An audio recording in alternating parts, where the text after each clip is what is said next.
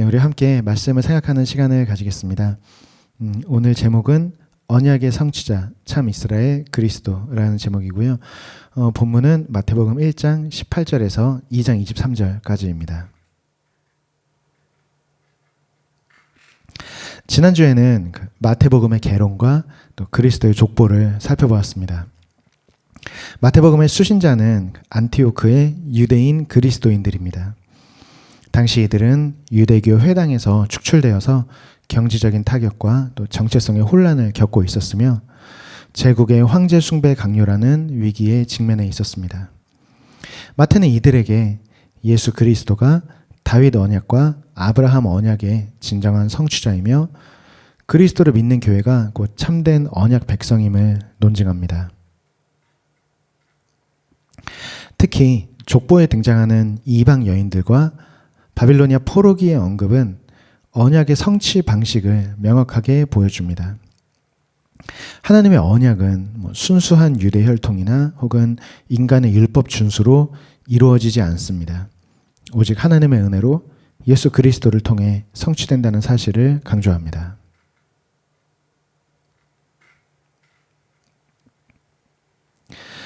오늘 본문 마태복음 1장 18절에서 2장 23절의 핵심은 예수 그리스도의 정체성입니다.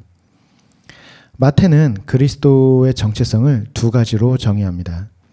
첫째, 구약의 언약과 예언을 성취한 참 이스라엘입니다.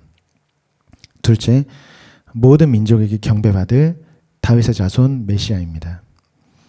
이제 본문을 통해서 마태가 증언하는 그리스도의 정체성을 구체적으로 살펴보겠습니다.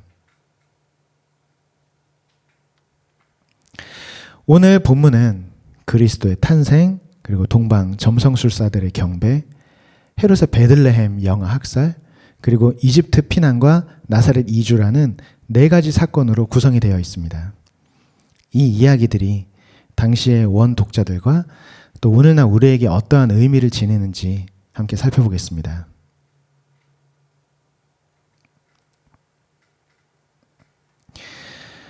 먼저 그리스도의 탄생입니다. 마태는 그리스도가 성령으로 잉태되었다고 선언합니다. 이 선언은 유대인 그리스도인들에게 두 가지 중요한 의미를 지닙니다. 첫째, 하나님의 사역이 말씀하시는 하나님에서 행동하시는 하나님으로 확장되었습니다. 유대인들에게 하나님은 주로 언약과 예언을 말씀하시는 분이었습니다. 물론 출애굽이나 아니면 포로 귀환 같은 역사적인 개입이 있었지만 이들은 최종적인 언약 성취를 위한 하나님의 결정적 행동은 아직 일어나지 않았다고 생각을 했었습니다. 마태는 성령의 개입으로 동정녀 마리아가 그리스도를 잉태했으며 그 결과 하나님이 우리와 함께 계시다라는 임마누엘의 약속이 성취되었다고 증언합니다. 예수 그리스도의 탄생은 하나님이 직접 개입해서 언약을 이루시기 시작한 결정적인 행동입니다.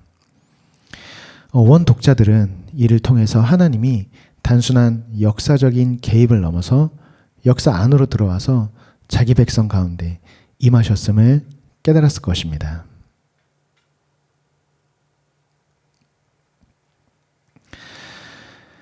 둘째, 하나님의 사역이 새 창조의 차원으로 진입했습니다. 당시 유대인들은 성령을 선지자에게 임하여 말씀을 대언하게 하는 예언의 영으로 이해를 했었습니다. 말라기 이후에 약 400년간의 침묵 속에서 그들은 성령이 이스라엘을 떠났다고 탄식하면서 메시아가 오면 성령을 통해 다시 예언의 말씀이 들려지기를 기대했었습니다. 그러나 마태는 400년의 침묵을 깨고 임하신 성령이 예언을 넘어서 새 창조를 행하셨다고 선언합니다. 태초의 공허와 혼돈 속에서 청지를 창조하신 성령이 동정녀 마리아를 통해서 예수 그리스도를 성육신하게 하심으로써 새로운 창조를 시작하신 것입니다.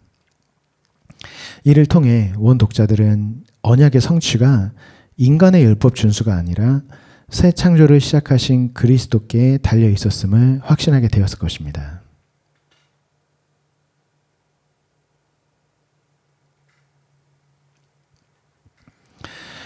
또한 마태는 마리아의 남편 요셉을 통해서 의의 개념을 재정의합니다.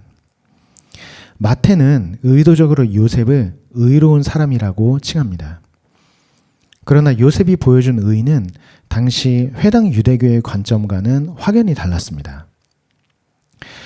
회당 유대교에서 의란 언약 백성으로서 토라, 그러니까 율법을 철저히 지키는 것을 의미했습니다.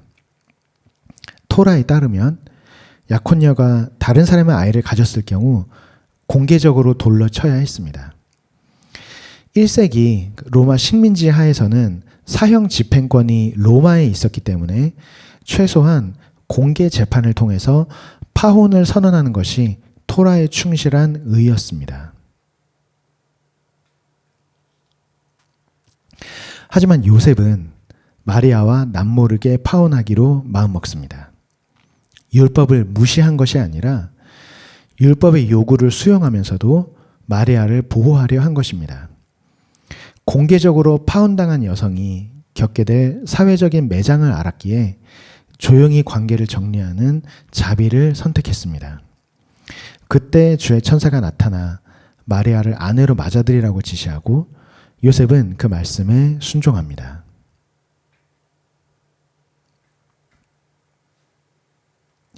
마태는 이 과정을 통해서 의를 새롭게 정의합니다. 기계적인 율법 준수를 넘어서 다른 사람에게 자비를 베풀고 하느님 말씀에 온전히 순종하는 삶이 참된 의라는 것입니다. 요셉은 유대교적인 의를 뛰어넘는 그리스도교적 의를 삶으로 증명한 인물입니다. 원독자들은 요셉의 모습을 통해서 율법을 완성하는 진정한 의가 무엇인지 알게 되었을 것입니다.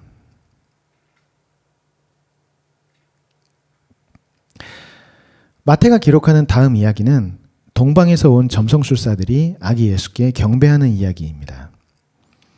주일학교 연극의 단골 소재로 쓰이면서 흔히 따뜻하고 아름다운 이야기 정도로 알고 있지만 당시의 정치 외교적 상황을 고려하면 이 이야기는 굉장한 긴장감을 품은 정치 스릴러에 가까운 이야기입니다.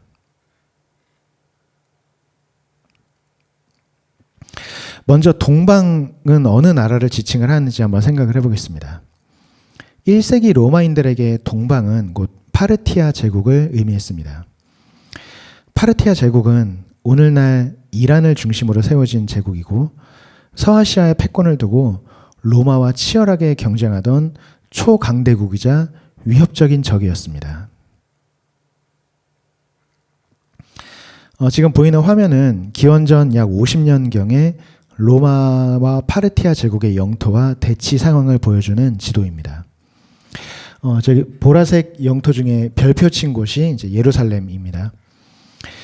보시는 바와 같이 파르티아 제국은 과거 페르시아 제국 못지않은 넓은 영토를 지닌 초강대국이었습니다. 특히 기원전 40년 파르티아는 예루살렘을 침공해서 헤롯을 몰아내고 순혈 유대인을 왕으로 세우기도 했습니다. 헤롯이 3년 만에 예루살렘을 탈환하기는 했으나 파르티아 그리고 유대인의 왕이라는 단어는 헤롯에게는 정말 지울 수 없는 정치적인 트라우마였습니다.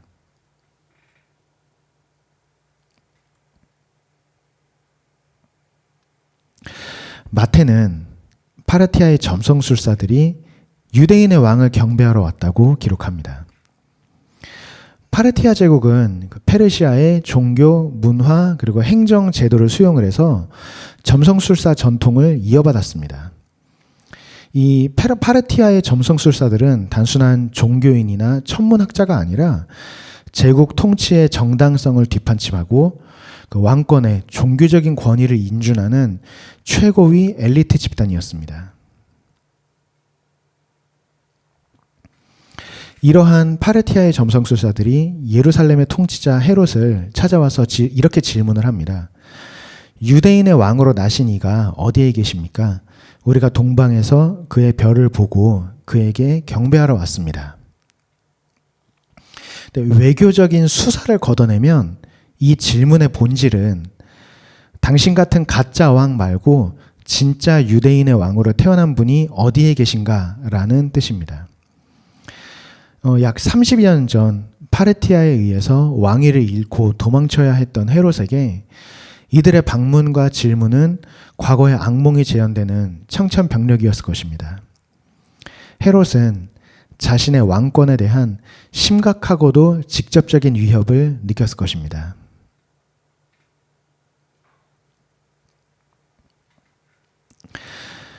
헤롯은 대제사장들과 율법 학자들을 소집해서 그리스도가 태어나실 곳을 묻습니다. 유대교 종교 지도자들은 미가서 5장 2절을 근거로 베들레헴을 지목합니다. 파르티아의 점성술사들은 그 답변을 듣고 또 별의 인도를 따라서 베들레헴에 이르러 아기 예수께 경배하고 황금과 유향과 모략을 바칩니다. 이후 꿈에서 헤롯에게 돌아가지 말라는 지시를 받고 다른 길로 고국에 돌아갑니다. 황금과 유향과 모략은 1세기 당시 황제에게 바치던 외교적인 예물이었습니다. 파르티아의 최고 엘리트들이 경배하며 이 예물을 바친 행위는 헤롯이 아니라 당신이 진정한 유대인의 왕입니다 라는 선언과 같습니다. 마태는 원 독자들에게 그리스도가 율법의 예언은 물론 이방 제국의 관점에서도 다윗 언약을 성취한 참된 메시아임을 확증합니다.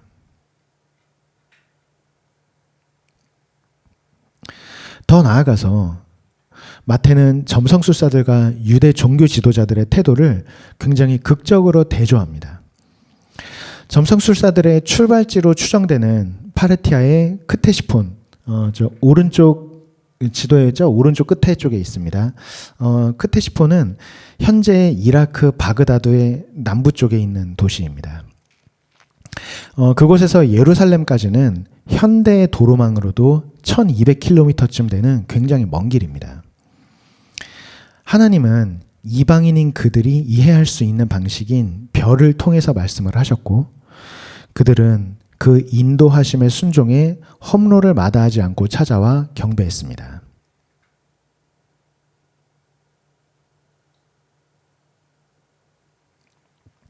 반면 유대 종교 지도자들은 예루살렘에서 불과 8km 떨어진 베들레헴조차 가지 않았습니다.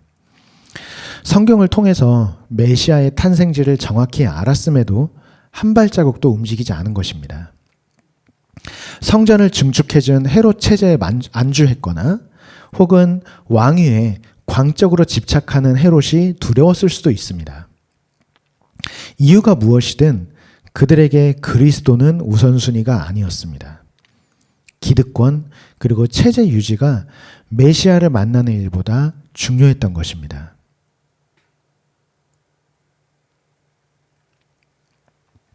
마태는 이 대조를 통해서 하나님의 유대인과 이방인 모두에게 그리스도께 나아가는 길을 열어주셨음을 보여줍니다.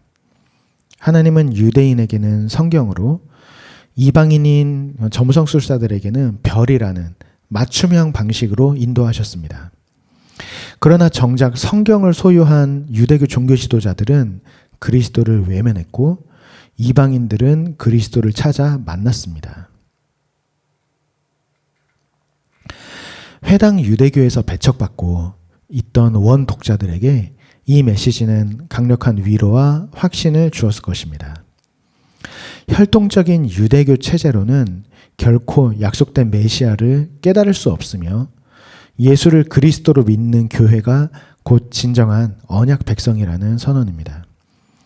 나아가 그리스도를 만나는 데에는 유대인과 이방인의 경계가 따로 없으며 이방인이라 할지라도 하나님의 인도하심에 반응하기만 하면 언약의 성취자이신 그리스도를 만날 수 있다는 사실을 분명히 보여줍니다.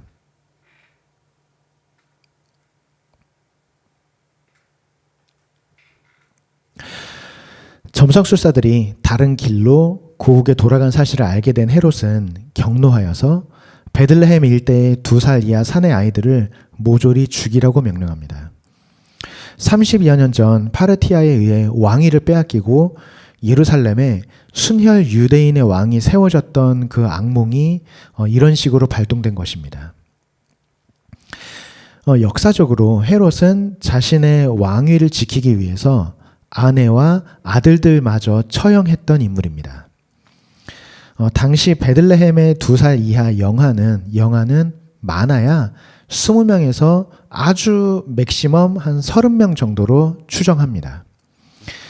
권력을 위해서 아내와 아들까지 살해했던 헤롯에게 변방의 작은 동네에 갓난아이 한 20명, 30명 정도를 학살하는 일은 아무런 장애물이 되지 않았습니다.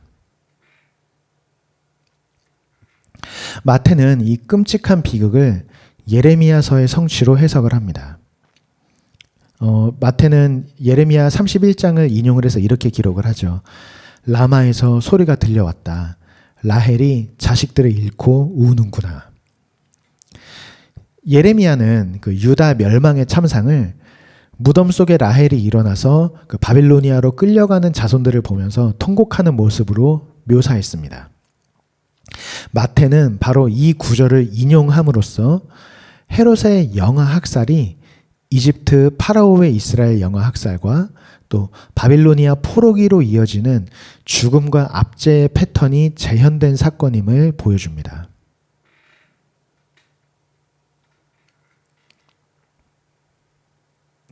그러나 마태는 단순한 애도에 머물지 않습니다. 구약의 수많은 애가 중에 하필 예레미야 31장을 인용한 이유가 있습니다. 예레미야 31장은 유다의 멸망을 슬퍼하는 장인 동시에 포로 귀환과 새 언약의 희망을 선포하는 장입니다. 우리도 많이 외우고 있는 그런 말씀이죠. 구약 성경에 정통한 1세기 유대인 원독자들은 이 인용구를 통해서 죽음과 압제의 슬픔 너머에 있는 회복과 새 언약의 희망을 동시에 읽어냈을 것입니다. 마태는 헤롯의 칼날을 피해서 이집트로 내려갔다가 나사렛으로 귀환하는 예수 그리스도를 통해 약속된 회복과 새 언약의 성취가 본격적으로 시작되었음을 선언합니다. 마태는 내가 이집트에서 내 아들을 불렀다라는 호세아 11장 1절을 인용합니다. 과거 하나님은 이스라엘 민족을 내 아들이라고 부르시며 이집트에서 구원해내시고 그들과 언약을 맺으셨습니다. 그러나 이스라엘은 언약 백성다운 삶을 살지 못했고 그들의 실패로 인해서 하나님의 언약은 좌절된 것처럼 보였습니다.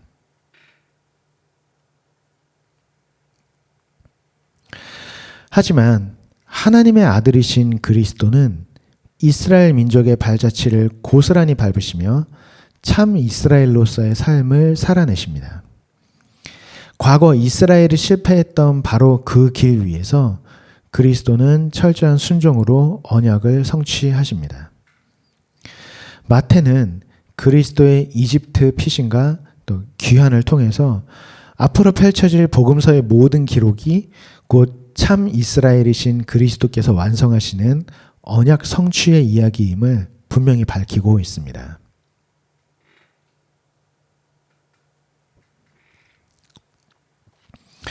오늘 우리는 마태복음 1장 18절에서 2장 23절을 통해서 언약의 성취자이자 참 이스라엘이신 예수 그리스도를 살펴보았습니다. 마태는 성령으로 잉태되신 그리스도가 임마누엘의 약속을 성취하셨으며 성육신 자체가 새로운 창조의 시작임을 선언합니다. 구약의 모든 언약이 그리스도를 통해서 비로소 성취되기 시작한 것입니다.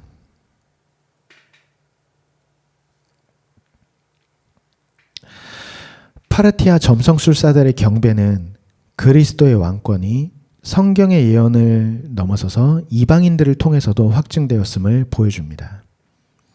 반면 유대교 종교 지도자들의 철저한 무관심은 혈통과 또 기계적인 율법 준수가 결코 구원의 조건이 될 수 없음을 고발합니다.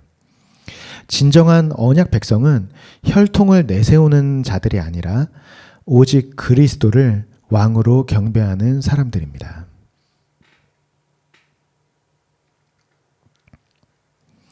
또한 헤롯의 영아 학살과 이집트 피난 그리고 귀환의 여정은 그리스도가 참 이스라엘이심을 증명합니다.